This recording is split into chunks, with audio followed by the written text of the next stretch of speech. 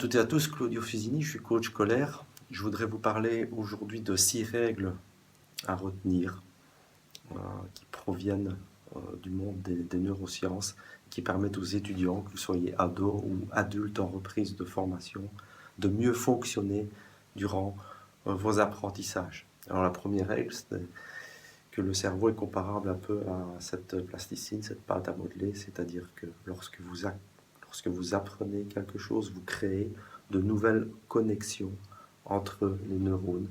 Et si vous arrêtez d'apprendre, si vous arrêtez de pratiquer, eh bien, ces connexions, elles vont s'estomper, elles vont disparaître. Donc, vous avez à peu près 100 milliards ou 85 milliards, ça dépend des sources, de neurones dans votre cerveau qui représente quand même 20% de votre énergie absorbée et 5% de la masse. Donc c'est énorme, 20% de l'énergie. Eh bien, vous avez des connexions dans votre, un peu comme ces fils. Donc à chaque fois que vous apprenez, eh bien, on parle de plasticité du cerveau parce que vous avez des connexions qui se font, un peu comme ce réseau ici. Et si vous ne pratiquez pas, donc vous oubliez, et donc les connexions se défont. Donc ça, c'est un des grands principes de la neuroplasticité. Exemple, vous apprenez l'italien, hein, vous apprenez par exemple des mots de vocabulaire. Si vous ne les pratiquez pas régulièrement, vous allez les oublier. Pourquoi? Parce que les connexions vont se défaire. Les connexions, donc, ceci c'est 2 neurones, un peu agrandis des milliards de fois. Lorsque vous apprenez quelque chose, eh bien vous connectez des neurones ensemble. Ils ne sont pas vraiment connectés, il y a toujours un espace extrêmement petit entre les synapses. Donc les synapses, c'est les terminaisons de certaines parties du neurone qui forment en fait votre réseau de neurones. En fait, ça signifie quoi? Qu'est-ce qu'il faut retenir de ça? Que le cerveau, c'est aussi comparable à des milliards de sentiers, un peu comme ce sentier de forêt. Au plus vous allez réviser, au plus vous allez renforcer les connexions de vos réseaux de neurones, un peu comme si des passants marchaient, empruntaient ces sentiers. Et à la longue, ces sentiers deviennent de plus en plus praticables, donc ils sont de moins en moins résistants au passage. Donc c'est un peu le principe du sentier. Par contre, si vous ne révisez pas, la végétation va venir recouvrir ce sentier et vous allez tout simplement oublier en partie, en grande partie, vos connaissances. Deuxième principe important, c'est que le cerveau n'est pas, même si ça semble intéressant de faire la comparaison, mais ce n'est pas correct de comparer le cerveau à un disque dur dans lequel on vient introduire 10 nouveaux mots d'anglais à cet endroit-là, et dans 15 jours, on va les rechercher au même endroit. Et non, le cerveau, c'est 2 hémisphères, 4 lobes de chaque côté, et dans ces lobes, vous avez encore des dizaines, voire des centaines d'aires. Vous apprenez quelque chose, et bien la matière, la connaissance, sous forme de réseau, est répartie à différents endroits.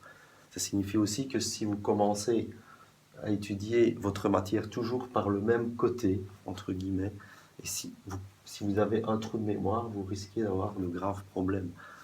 Donc il est conseillé, lorsqu'on étudie, entre guillemets, de changer de côté.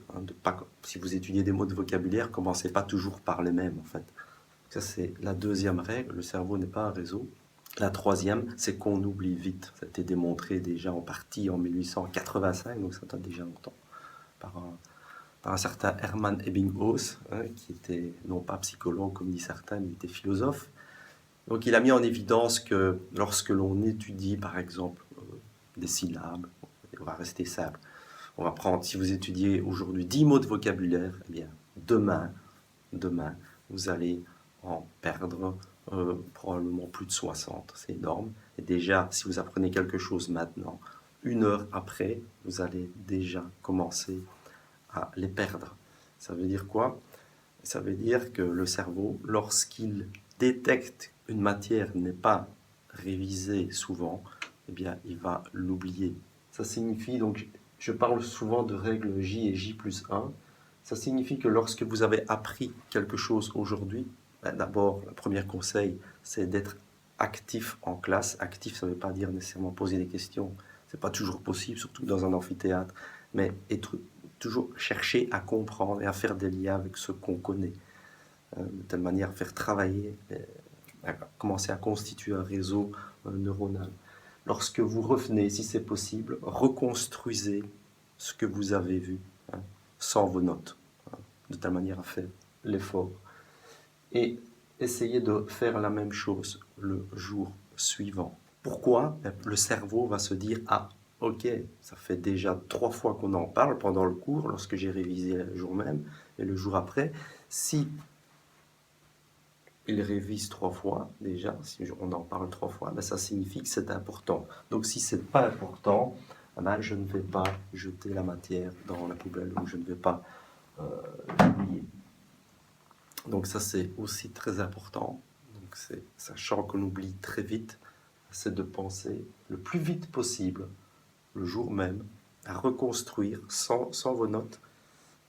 Et puis lorsque vous avez reconstruit peut-être 70% de la matière, ça veut dire que vous en avez oublié 30, eh bien allez compléter le reste en revisitant votre syllabus. Pour aller encore plus loin, donc avec la 4e règle, il faut espacer. Alors, il faut espacer votre mémorisation, mais l'espacer intelligemment, justement, pour ne pas oublier. Il y a différentes études qui ont démontré que finalement, étudier, c'est se permettre d'oublier un petit peu. Donc, c'est juste au moment où on commence à oublier qu'il faudrait réviser de telle manière, justement, grâce à ce petit effort, de venir renforcer votre réseau neuronal. C'est un peu comme, je dis bien un peu comme, lorsque vous travaillez avec des haltères. Ici, j'ai 1 kg, c'est très facile de travailler avec 1 kg. Je fais pratiquement pas d'effort et fatalement, je ne vais pas densifier mon muscle. Donc, si je veux densifier, si je veux augmenter la force, eh bien, je vais devoir prendre un peu plus lourd. Et là, je sens que c'est un peu plus lourd. C'est difficile et il y a fort à parier que je vais augmenter, je vais densifier certains muscles. Ça signifie quoi au niveau de l'étude? Vous allez devoir espacer, essayer de démontrer ça avec un petit montage, faisant en sorte que l'on voit bien. Donc vous avez appris quelque chose aujourd'hui, disons que nous sommes le premier. Comme je vous l'ai dit, c'est très intéressant de réviser le jour même et le jour après. Et après, vous pouvez vous permettre d'espacer tous les 2 jours. Un espace ici de 2 jours.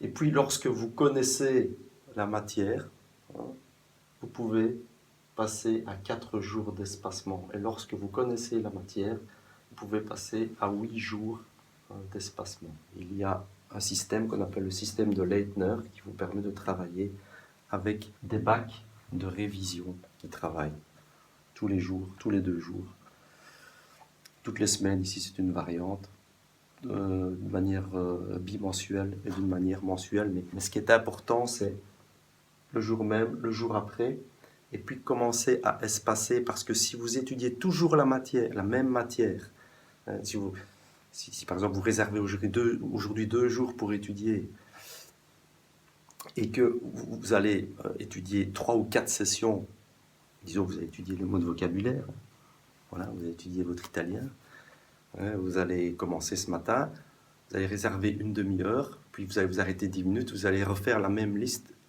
et puis encore une fois la même liste. Eh bien, à partir de du deuxième blocage, eh bien, votre efficacité en termes de mémorisation va drastiquement descendre. Donc il faut espacer, souvenez-vous, de telle manière à provoquer un petit effort de mémorisation. Comme je vous l'ai expliqué, un jour, puis quand on connaît, on peut espacer tous les 2 jours. Quand on connaît la matière, on peut espacer tous les 4 jours, c'est exponentiel pour ceux qui l'avaient capté, mais ce n'est pas tellement important. Lorsqu'on connaît la matière, on peut passer à 8 jours, puis on peut passer à 16 jours, 32 jours, 64 jours, et généralement quand on arrive à cela, on l'a naturalisé très fortement, on a très fortement densifié les connexions. Ça, les recherches montrent qu'on remarque carrément une densification de certaines zones du cerveau, tellement ça a été étudié. Donc, cinquième règle, et ça c'est important, c'est pas lorsque vous étudiez, par exemple si j'ai un manuel de cryptographie, étudier avant l'examen, ce n'est pas relire ce qui est surligné. Hein. Étudier, c'est je ferme mon livre, okay, je prends une feuille de papier et j'essaye de reconstruire la matière de mémoire, même si c'est difficile. Et lorsque j'ai fini, à ce moment-là, je vais vérifier ce qu'il manque. Et là, éventuellement, j'utilise des moyens mnémotechniques. Ça va être le sujet de la prochaine vidéo. Et la dernier conseil que je me permets de vous donner, le sixième conseil, c'est ayez des habitudes relativement saines. Et l'habitude la plus saine, c'est le sommeil. C'est durant le sommeil que ce que vous avez appris va être renforcé. Donc le sommeil va renforcer la connaissance que vous venez d'acquérir. Chez un adulte, donc on conseille minimum 7 heures de sommeil. Donc voilà, la prochaine vidéo sera consacrée aux fiches de révision. Merci beaucoup et bonne continuation et bonne chance dans vos études. Au revoir.